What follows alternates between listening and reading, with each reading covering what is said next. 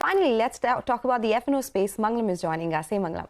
Good morning. So, yesterday was a record-breaking session yet again, with the Nifty conquering that 19,300 mark for close. And that was led by smooth power transition from the big heavyweights. The first half of trade, it was the HDFC twins which reigned supreme, and thereafter Reliance took over, and Reliance was the one which ended at the high point of trade, ended up being the top contributor to the Nifty yesterday, along with ITC. So we had HDFC twins, ITC and Reliance accounting for all the gains on the indices.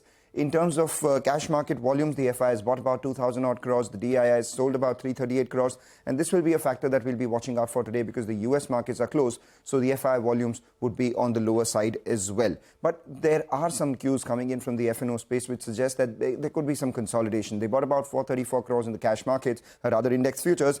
They added about just 3,000 longs and covered about 1,900 shorts. But the cues for consolidation come from one, that FIIs are now 70% long in index futures, apart from them having sold more options as well. Yesterday we saw some calls selling, so 1.37 lakh calls were written. That's telling you that on the way up we may face some congestion. Secondly, India VIX, which was at a bit of a lull, has seen a bit of a spike, and it's still below 12. Above 12 is where we start to see some volatility in the market, and the Nifty put call ratio is closer to 1.5, which is again an overstretched zone, so we'll watch out for that.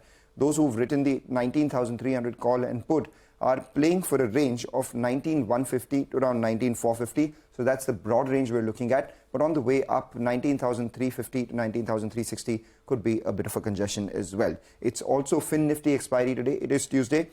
Fin Nifty suggests a bit of a support at around that 20,200 mark, close to where we're at right now. The highest calls are at 20,400, and to that extent, the way Bajaj twins performed today, that's Bajaj Finance and Bajaj Finserv, in light of strong data coming in from Bajaj Finance in their first quarter, is something we'll be watching out for. And in F&O stocks, most definitely keep an eye out on IDFC First Bank, likely to see a big fall today on account of the swap ratio that values it at 14% discount to IDFC.